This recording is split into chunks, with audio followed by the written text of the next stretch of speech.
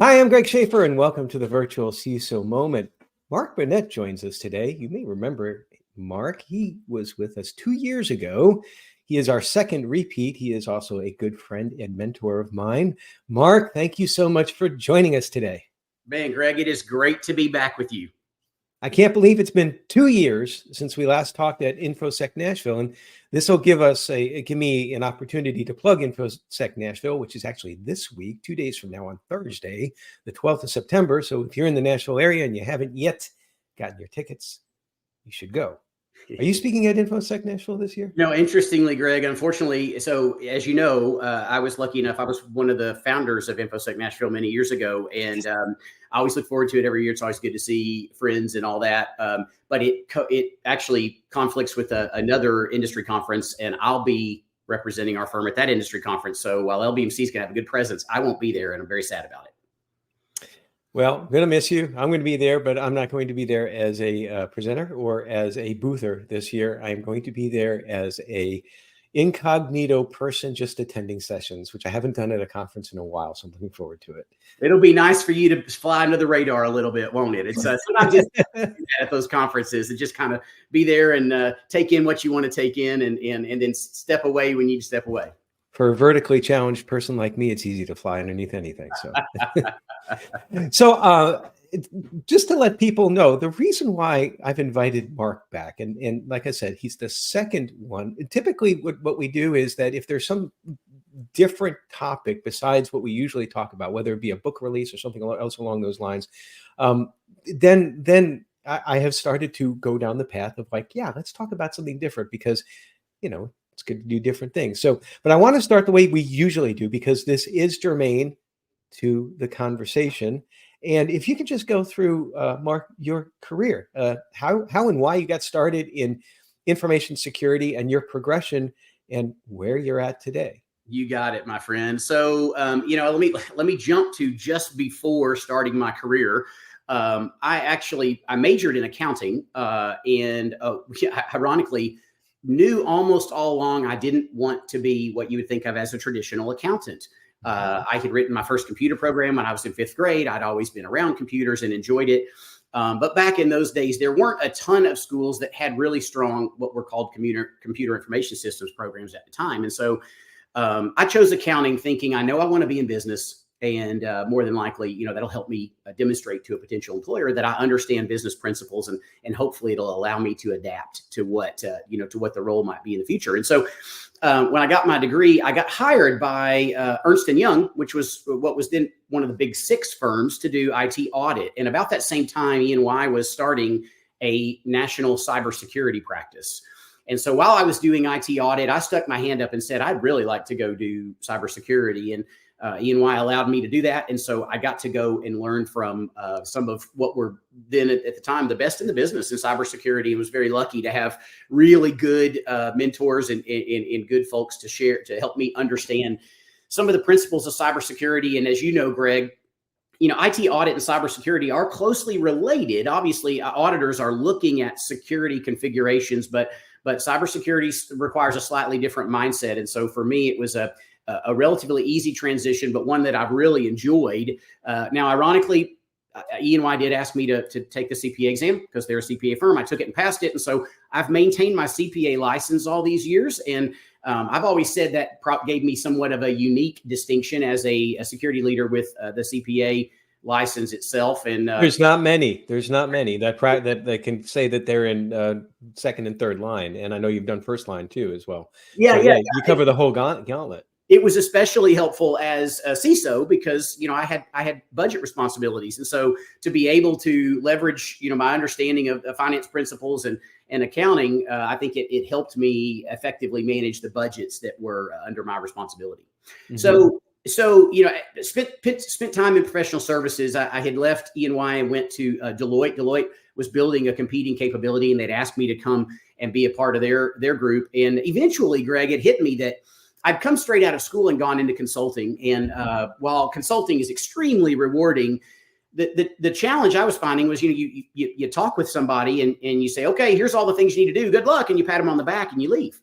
And then, we'd come back 6 months later, a year later, and we'd say, hey, how much progress did you make with all that that report we left you? And they go, oh, it's over here somewhere. And they're grabbing it and, dusting it off. And I'm, why didn't you make any progress?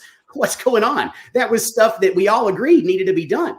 Mm-hmm. And, they would say, well, I couldn't get the resources. Management didn't care, whatever it was. And so it hit me, Greg, that I probably, to be a really good consultant, I probably needed to go own the problem for a little while and see what it was like to own the problem. And about the time I'm having this epiphany is when I had a client that offered me the opportunity to be their first global head of information security. And so ended up leaving professional services and spent 9 years as a chief information security officer with 2 different publicly traded companies. And that, as your listeners know, is when you get your scars on the back. When you are dealing with cybersecurity issues within an organization, and you are, trying to use your influence to help move things forward and get support from other executives in the organization and fight for budget and all those things. That's when you really season as a security leader. And so it was a fun time, a challenging time, but one that I learned a lot from. Go ahead. Yeah, I was just going to say, so, kind of then, what hit me at that point, Greg, after 9 years as a CISO, I still needed and was leveraging as much as I could consultants. CISOs don't know everything and don't have the capacity to do everything they need to do all the time. And so I was still leveraging consultants. But one of my challenges was, at the time, most of the consultants in the industry were auditors or converted auditors. And, so to an auditor, things are generally black and white because they have to be. An auditor's job is to assess against the standard and determine whether or not you meet the standard, right? Pass or fail. And so, but what I had realized in cybersecurity is there's an awful lot of gray. And a lot of times in cybersecurity, as a leader, our goal is to manage risk to a level that the organization can accept. And that may or may not check all the boxes out of the gate for what you need to do. And so I felt like there was a need in the industry for a cybersecurity organization that was providing relevant, practical, and actionable solutions to the market. And so an opportunity came up for me there was a small struggling boutique cyber firm, and they asked me to come be their president. And so they had good people and they had some noteworthy clients, but were really had really been struggling. They'd lost some key leaders and things like that. And so it was a good opportunity for me to get back into consulting and take that mindset that I shared with you, Greg, the whole walk a mile in your shoes mindset, and bring that back to the market. And so that's what brought me back to the industry. And then after a couple of years at that boutique, the opportunity came to come to LBMC and be a part of LBMC's cybersecurity practice. I had worked with LBMC as a CISO and had a great respect for that organization. And when the door opened for me to come and help build a cybersecurity practice for the firm, it was a door I definitely wanted to walk through. So that's what brought me to LBMC about 13 years ago now. And before we started the recording, I was amazed at the fact that it was 13 years ago, and actually we met prior to your LBMC days, and it hurts me when I think about the years that have gone past and how much grayer my hair is. Your hair is fine, mine's I got some good shades of gray going on here. So you've been at LBMC for a long time. And you've had many different roles. I'm just going to read from your LinkedIn here and just go through some of them. Director of Risk Services, Partner Security and Risk Services, Shareholder in Charge, and Practice Leader, LBMC Advisory Services, and now Chief Growth Officer. And we prefaced this before we started recording, is that a lot of times people ask or talk about life after being a CISO.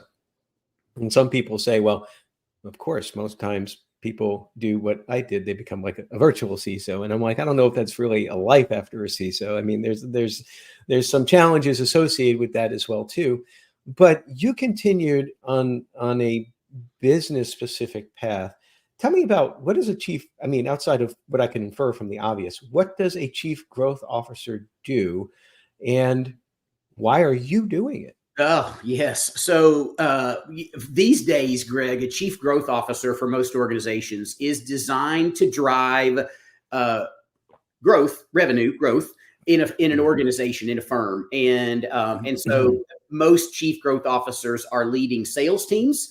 And then they may or may not also be in discussions with things like M&A activities to help the company grow non-organically, through acquisitions and things like that. And so that's what the chief growth officer's role is to strategize about and then work with the other senior leaders in the organization to maximize the revenue growth for a company. And you may be thinking to yourself, well, how the heck does that have anything to do with cybersecurity? And the answer is it doesn't. But how does it have to do? Why am I doing it? And so, since you had me share with listeners my career, let me step back to the point where I left the CISO role and got back into consulting, Greg. And when I did that, I mentioned that I had joined an organization. It was a struggling organization. And so I knew the minute I accepted the leadership role of that boutique, that all of those people that worked there were depending on me. It was on me to pay the bills. I had to make payroll, I had to sell and all that. Well, I'd never sold anything. And I certainly didn't like the idea of the typical used car salesman approach that some of us in the CISO profession run into, when you see some vendors who show up and I got the latest, greatest gadget. Right. And so I had sworn to myself, I will not, allow myself to do that, to be part of that and all of that. And so I remember my very first sales call with a very prominent healthcare company in the Middle Tennessee area. And I remember thinking, I parked in the parking lot, closed my eyes, took a deep breath, said a little prayer and walked in and thought, I have no earthly idea what I'm doing. And I sat down across from, it was a former counterpart, a chief security officer. And because I didn't really know how to start, I just said, tell me what's on your mind. What are you working on right now? Mm-hmm. And he just started talking and he said, well, I'm working on this and working on this. And okay, well, have you run into this type of challenge? Well, as a matter of fact, I have, because I had been a CISO. So a lot of the things that he was dealing with in his organization, I could directly relate to because I dealt with it too. Right. And then when I would say, well, have you looked at doing this as a way to solve that problem? Have you looked at doing this as a way to avoid that circumstance? And he would go, you know what, that's a great idea. And so as we talked just organically, Greg, I was just sharing with him thoughts I had on how to help him be successful in his role. And you know what happened? Before the meeting was over, he said, so can I just retain you guys to come in and help with this? I can't do it all myself. And mm-hmm. So it was kind of an ironic, it was you almost backed into selling it, right? I wanted the opportunity to work with that organization, but I didn't know how to go in there and say, you really need to hire us because we're a startup and you've never heard of us. And, other than me, you probably don't even know me. But, it just kind of happened that he said, well, what you're talking about, that's what I need. That will solve my business problem. And so it just organically evolved that because I said, well, then great. Well, I and my team would love to work with you to help solve your problem. Is it fair to say, just hearing the story, I love that story, but that you were authentic and that's what came through? Yes, absolutely. I mean, again, I was just telling him, hey, well, I have the scars on my back from that same circumstance you're describing. And here's what I learned, because to me, what I was thinking about, Greg, was while I would have loved the opportunity to work with them, my goal was to establish credibility because I knew my company was new and, no one had heard of us or anything like that. And maybe some people just knew me through the local community, the CISO community, things like that. But that in and of itself wasn't going to be enough for them to trust to hire me and my team. And so I just thought, I'm just going to tell them how I'd help. And if that resonates, great. And if it doesn't, I'm going to learn something through this conversation and I'll figure out how to move forward. But thank goodness it did resonate. And thank goodness he said, absolutely, I want to hire you guys. And because it ended up being such a prominent organization, needless to say that the next conversation with the next prospect was easier because we could say, well, we're working with this organization. And as a matter of fact, they're willing to be a reference. If you'd like to call, then you don't have to listen to me tell you just about how we solve your problem. You can hear, them tell you how we help them.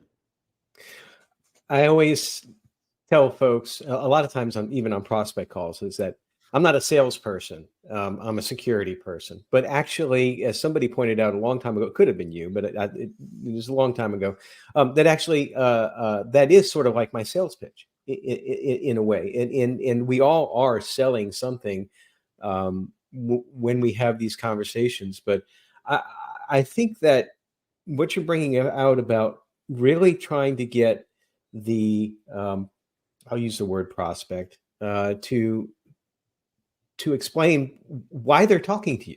Yeah. That's got to be incredibly satisfying. Is that something that you're finding as one of the things that you find satisfying as being a chief growth officer?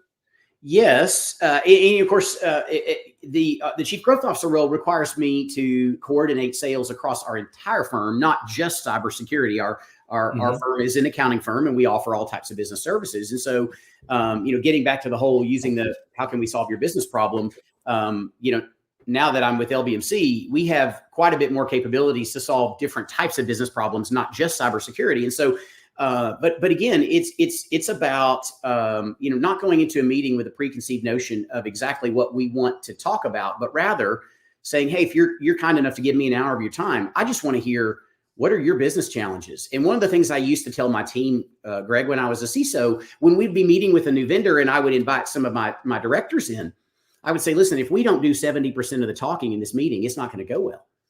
And they said, well, why not? I said, well, because this is a new vendor, so they don't know what we need to be working on. They don't know what we're held accountable for this next year. They don't know what we've budgeted for. They don't know what initiatives we're doing. And so they need to take the time to let us tell them what we're trying to accomplish. And then if they have a solution, we absolutely want to hear about it. But if they're just going to come in and word vomit and go, let us tell you about all these great things we have, how do they even know that that's something that's a problem that I have, or that it's something that I'm, commissioned to work on right now? And that was one of the things. So I used that same logic in my dealings going forward. Was, yeah, I might have some ideas of things I wanted to ask about in the discussion, but it was really about, listen, what are you working on? What are the things that your management team is expecting you to accomplish? And then based on that, if I've got solutions that align with that, then I'd love to tell you about them. And if it doesn't, maybe I can make a connection for you that helps you find someone that's got that solution. And I'm going to earn some goodwill as a trusted business advisor, so that you'll eventually say, hey, you know what, Burnette's going to be a guy that, can help me get answers. And if his company can't help, all he really wants to do is help me get answers. And really, Greg, that to me is what being on the what we call the dark side, of vendors in the CISO world, right? On the dark side is about. It's because by our very nature, CISOs tend to be skeptical, right? And a lot of us tend to say, oh, we're not going to necessarily trust those other entities. We've got to. I understand that my team has to earn trust. I've got to earn trust, and the team that we're putting out there has to earn the trust. And so that's one of the ways to do it, is to just say, listen, if we do the best we can to try to be selfless and look at helping the other person and connecting them to help them be successful, it's going to come back around. And that is one of the reasons why our client retention rate, Greg, is so darn high, because that's always the approach we take. We end up with people that say, listen, Mark and LBMC have our best interests at heart, and we know we can trust them. They're not going to tell us they can do something they can't do. And, and if they can't do it, they probably know somebody they can introduce us to that we could talk to see if that's an option.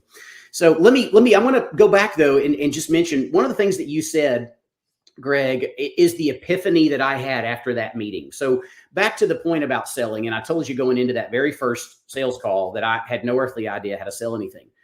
When I sat down in my car afterward and I was, playing back the meeting in my mind, it hit me that in my 9 years as a chief security officer, I was selling the entire time. It was a different type of selling, because we were trying to build, CISOs have to build support for initiatives and programs, right? And so there's the politics of how do you meet with some of your peers and get them to endorse what you're trying to move forward. How do you get the finance team to agree to allocate budget and not take it away when things get tight? How do you get the legal team to get behind some of the key initiatives that you're trying to move forward that are going to require a lawyer to sign off on, right? Those types of things. We're selling all the time. And so once that hit me and I started saying, okay, I'm coalescing my approach, which is, I have some experience from my 9 years as a CISO. And, oh, by the way, I guess I kind of have been selling by at least, building consensus along the way. I'm just going to use that and see how it works. And so that's what ended up, serving me very well in my time, as a vendor selling or representing cybersecurity capabilities in the market. And then kind of finishing the transition and getting to why the heck am I LBMC's Chief Growth Officer?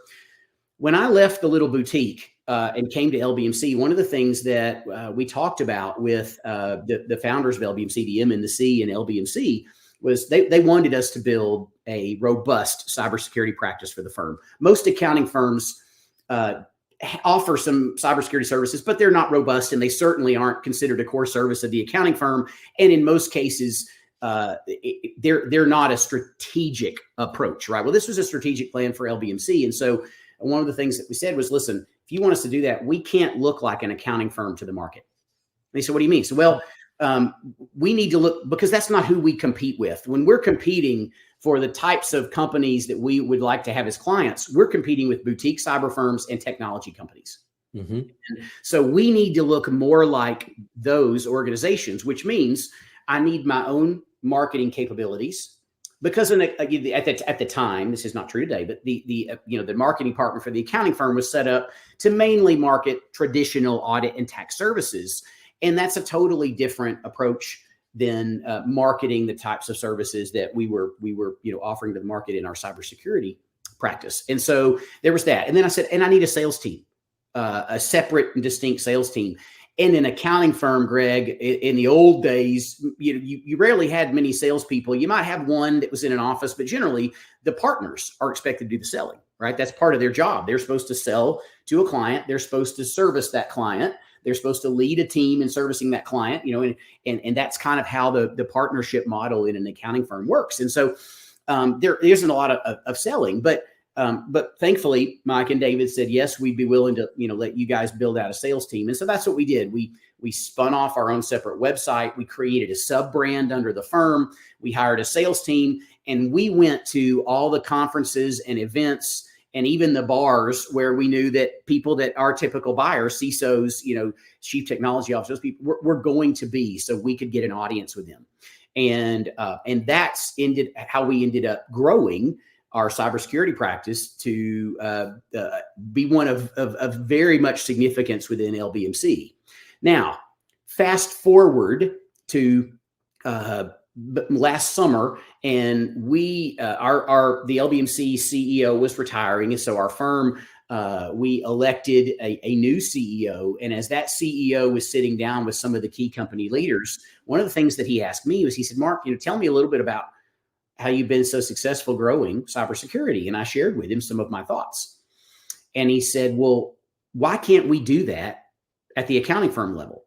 And I said, oh, we absolutely can do that at the accounting firm level. And so at that point, then he said, well, then would you consider becoming the firm's chief growth officer and, in essence, quarterbacking a growth strategy, which includes hiring and equipping a sales team to go out in the market and help us amplify the efforts of the partners. We call our partners shareholders, by the way, but amplify it. So partners, shareholders are still expected to sell, but the difference now is in today's accounting firm, partners have so many responsibilities. They've got people leadership responsibilities. They're subject matter experts. And so they have deep subject matter expertise they have to deliver. They typically are client relationship management. They're doing a lot of the client relationship management for the key clients of the firm. And oh, by the way, then they also have to do business development. Well, spoiler alert, the typical person that chooses the accounting profession tends to be more introverted. Of the four things I just mentioned, which one do you think they're less likely to do? They're less likely to go do the sales part, right? And so with that in mind, it's, well, then what if we take a professional salesperson and let that person work hard to find some leads and set up a meeting for the subject matter expert, and then have the subject matter expert go and talk to the prospect and just talk them through how we would solve their business problem based on what whatever the meeting is supposed to be about. And so that's the approach we're taking with building out the growth plan for our firm. And my experience having worked with and leading salespeople on the cyber side And then my vision for how I thought we could apply that to the traditional accounting firm approach, I think is what resonated with our CEO. And so here we go. Now I have transitioned into a chief growth officer role, and where the majority of my focus is really on driving revenue growth within our firm across all of our firm services, not just our cybersecurity practice. Well, I'll tell you, y'all did such a great job with the marketing for the InfoSec division, because it was a couple of years before I realized that LBMC was more than an information security company. I'm not kidding. I didn't know they do accounting. I didn't know that. So, but I do happen to know that you still do keep your feet in information security. You're wearing the shirt, for example, which I love that shirt, by the way. Maybe you guys have some extra. I will see what you do. But I want to step back a little bit, back to your. I didn't realize it was 5 years, but 5 years ago you came out with this wonderful book, Risky Business. Let me just read the subtitle: Cybersecurity Leadership the Right Way. You talked a lot about that in this podcast, and it's filled with great things. One of the things that really resonated with me was that the information security, cybersecurity should not be the department of no. I'm kind of paraphrasing what you said. And so some great information in there. I talk a little bit about the why, what you were trying to do with writing risky business, and maybe some, I know you're going to be talking about it at a conference in Nashville coming up pretty soon. Yeah, sure. So, Greg, the genesis behind Risky Business was, as I mentioned, I spent nearly 9 years as a CISO, and then of course was doing consulting with clients. And I was seeing a lot of the security leaders struggling with some of the things that I had struggled with. And in some cases, making some of the same, mistakes, or trying to figure. And so I thought to myself, man, there were some common themes that I noticed that everybody needed a reminder on. And so it's what prompted me to write the book. And, there are really kind of, as you know, there are 10 practices that I'm recommending that CISOs keep in mind. And as you know, the book is a really easy read. It's a 20 to 30 minute read. And, I tell you what, I'll be happy to, for any of your listeners, I'll be happy to provide a free copy of the book. So, Greg, we can put a link in the show notes, and anybody Absolutely. Copy of the book. It'd be my pleasure to send it to them. But there's really 3 key themes. The first, as a CISO, you've got to earn credibility, because in some organizations, they still don't really understand that security should have a seat at the table and how to make it fit. And so there's 3 concepts on how to earn credibility. And the second is building allies within an organization rather than adversaries. And that's where the consensus building, the influence, the sales part of security comes in. And there's really 3 characteristics we talk about there. And then the last one is how your messaging around cybersecurity. And that's where the Department of No comes in and some of that. And how do you keep in mind the appropriate messaging as you're moving through building, managing, leading your cybersecurity program. And there are 4 kind of practices that we talk about there, that I talk about in the book, that hopefully will help security leaders hone their message, and then ultimately advance their goals forward quicker and more effectively. And I love the fact that you're still working on sharing this knowledge, both through the book and through still presenting and talking about it. But what future plans do you have? Are you considering writing another book on sales, or follow up for information security, or?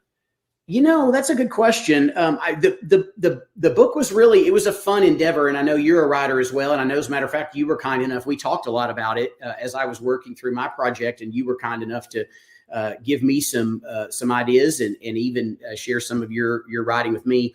So I appreciate the encouragement there. It was a fun project, and I would absolutely do it again.